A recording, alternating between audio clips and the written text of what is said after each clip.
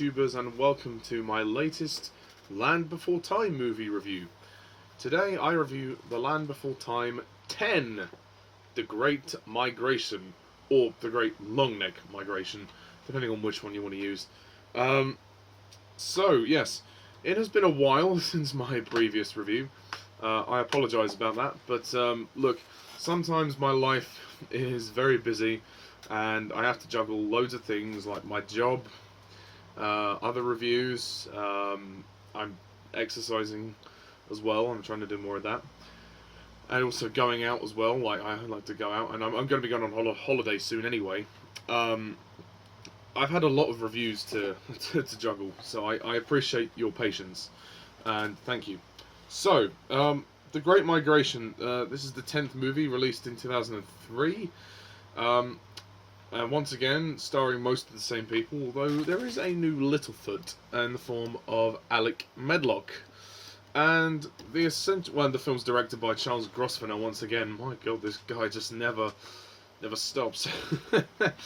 The plot is basically Littlefoot and the Longnecks share an unusual dream. Well, they call it a sleep story, but essentially it's a dream about a solar eclipse, and they have to go and go to this place called, I think, the Great Circle. I believe that's what it's called. And along the way, Littlefoot meets his father. Yes, we get to see Littlefoot's dad in this film, which is really cool. And of course, Littlefoot's friends decide to go on the journey as well. They take it upon themselves to go and follow them and find out where they've gone. And the gang find themselves going into a swamp, like Petrie, Sarah, Ducky and Spike, and they have to evade a crocodile, as well as some sharp teeth. A sharp tooth and another sharp tooth. And then they run into an old dinosaur longneck known as Pat, who is a bit of an old-timer, and he actually injures himself a little bit. And then essentially the movie deals with Littlefoot's relationship with his father.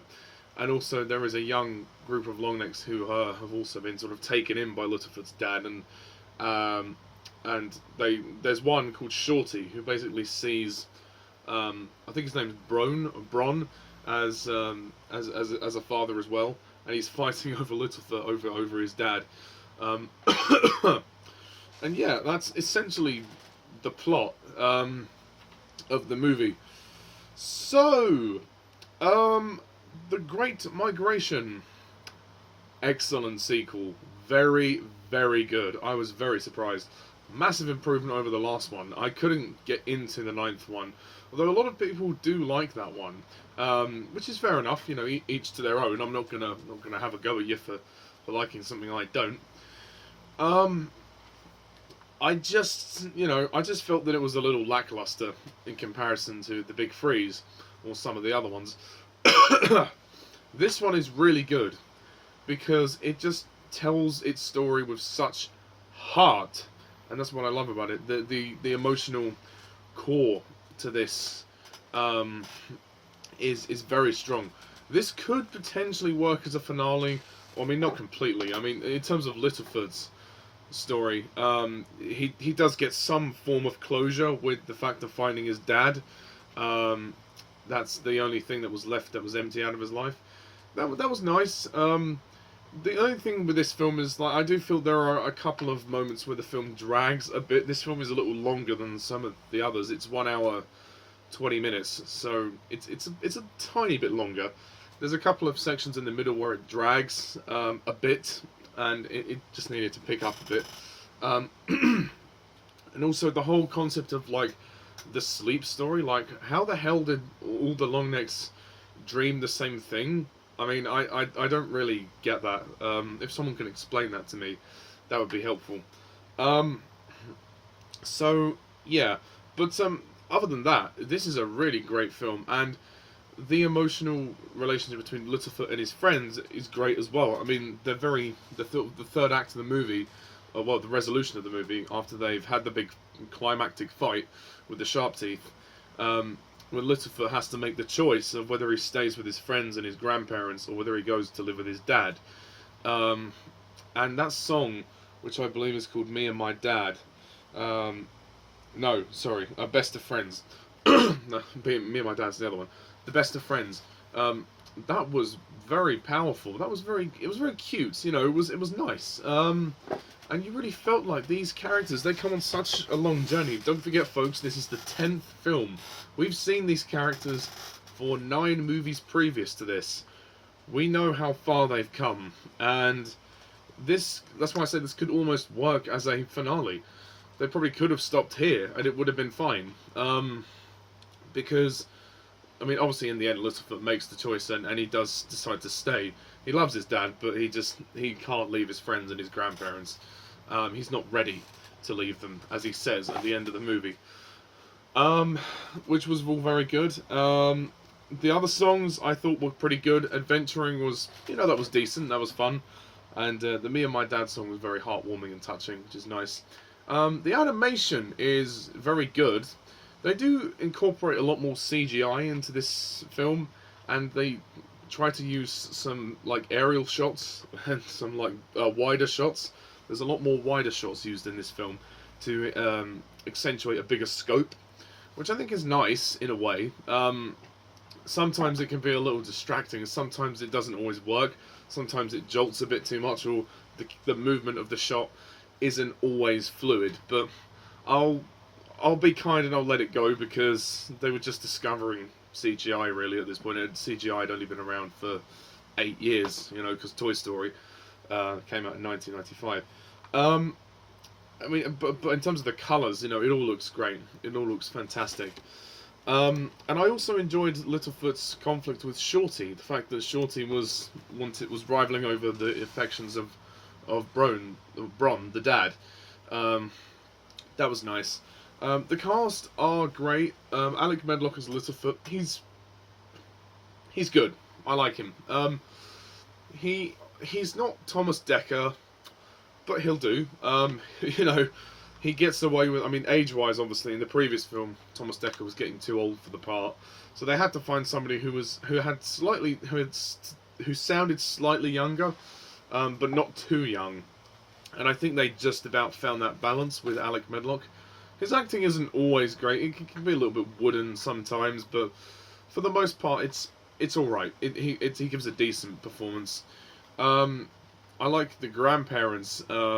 Miriam, Flynn, and Kenneth Mars play the grandparents, which is always good, and they get a little bit more to do in this film, which is nice. As for the gang, like Sarah, Petrie, Ducky, and Spike, they're good. I mean, most of their scenes are kind of filler. I mean, the swamp scene didn't really, I mean, that was just an excuse to have an action sequence, but it was still good. Aandi McAfee is still going as Sarah, and she's very good. I like her in this film, and her singing has improved. Actually, is really improved for this film, especially in the last song. Aria Noelle Curzon as Ducky, once again very lovely, very charming, as always. And I like she has the final line of the film where she's like, "Oh, I hope we don't have to go through the swamp again." That's very cute. Jeff Bennett as Petrie. He's funny, as always. He's good. And Rob Paulsen as Spike. Yeah, they're fine. I mean, they're just sort of fine in this movie.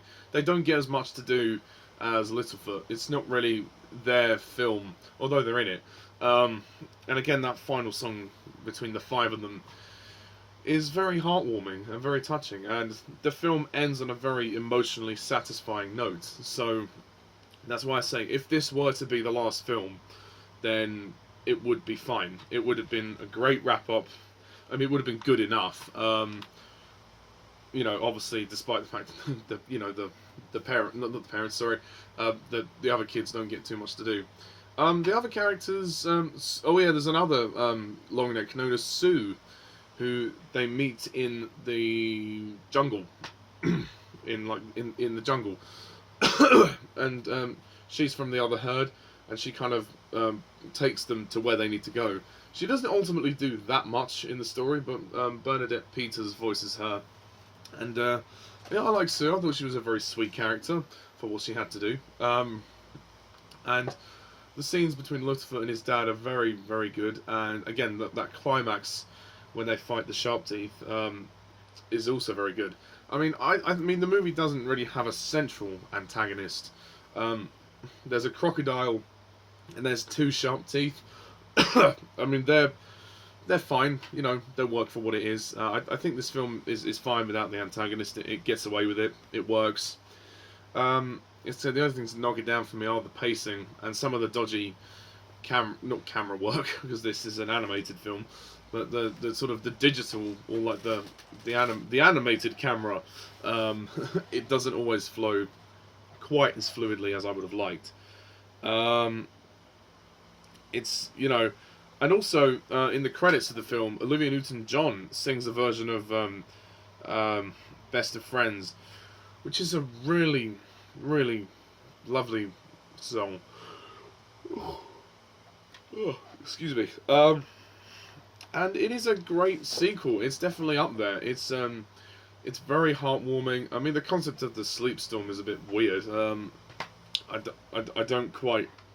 Not sleep storm, sorry, sleep story. It's basically just them dreaming. It's a little bit strange, really. Like, maybe they could have explained the solar eclipse in a different way rather than a dream. Like, they have a dream of it.